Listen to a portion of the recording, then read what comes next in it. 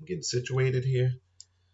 This month we're reading The Making of America because, like I said, I think it's important that we know how this country was made so that we can understand how it fell apart and how people are trying to remake it. Because that is what is happening today. Today we're going to read about factions, very important. So we dealt with some of the people, we dealt with some of the issues. Now we're going to deal with factions. The rise of factions. Stepping off the pedestals, the founding fathers who united to create a nation divide over how to govern it, and political parties are born. Thomas Jefferson was holding forth one day on the virtues of the common man, explaining that the people are the best and the wisest repository of trust and power, when he was interrupted by Alexander Hamilton, who burst out, "Your people, sir, is nothing but a great beast." This exchange between two men who detested one another reflects the intellectual divisions that began to surface in the years after freedom was won.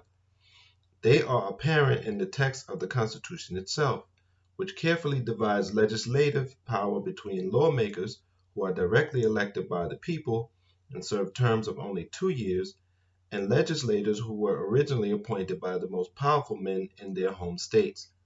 Senators were not elected by popular vote until 1914 to remain in office for 6 years. The Founding Fathers had seen Britain's policies toward America shift with every change of power in Parliament.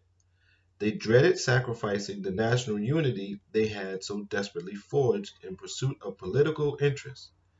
The Constitution, they wrote, makes no mention of political parties, but as these citizens of the newly United States were soon to find out, parties or factions, as they were often called at the time, seem essential to the democratic process. You're always going to have factions.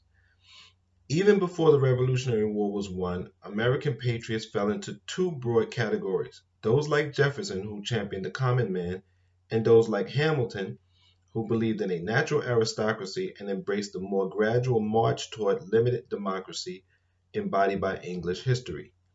Hamilton's camp called the Jeffersonians levelers, rejecting what they viewed as a radical egalitarianism that would put the dreaded mob in power.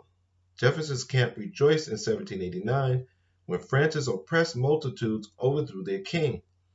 But when the revolution devolved into an orgy of bloodshed and justice by the guillotine, the Federalists could point to an object lesson in the madness of crowds. After the war, these long-simmering ideological differences approached the boiling point. As Articles of Confederation proved unworkable and the need for restructuring the government became apparent, statesmen cleaved into opposing camps, one wishing to strengthen the central government, the other believing that this centralization of power presented a greater danger than the difficulties of governing under the flawed Articles.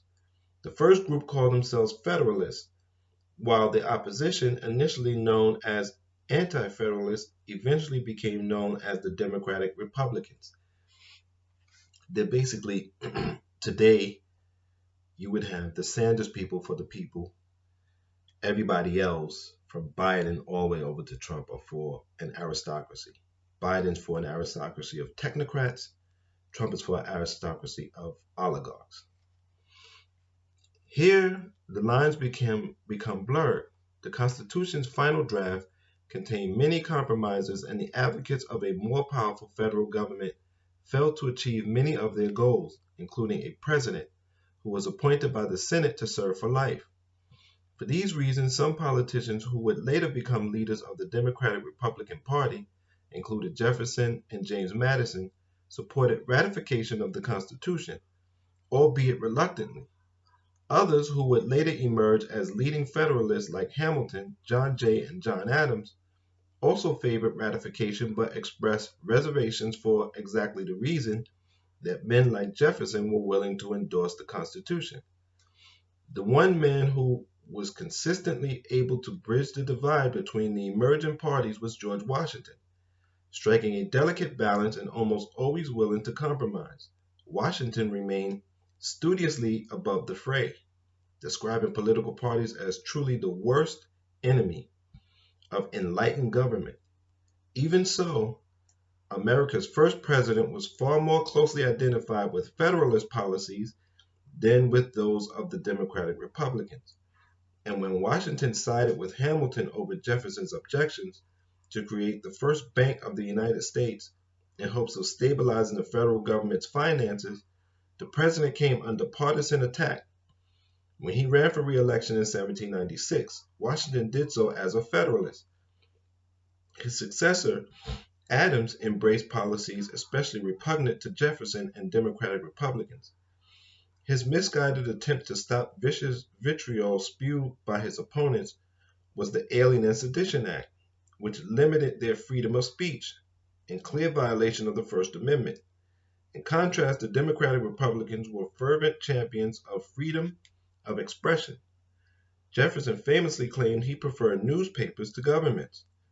The 1800 race between Adams and Jefferson set a high water mark for invective and slander that has seldom been equaled in American politics. It's always been dirty. Jefferson won and scaled back Federalist display when he took office in 1801. His administration argued the end of the Federalist Party, his administration augured the end of the Federalist Party. It would never again hold the presidency and would eventually disappear. Discredited in the public eye by its opposition to the War of 1812, but this did not mean the end of partisan rivalry.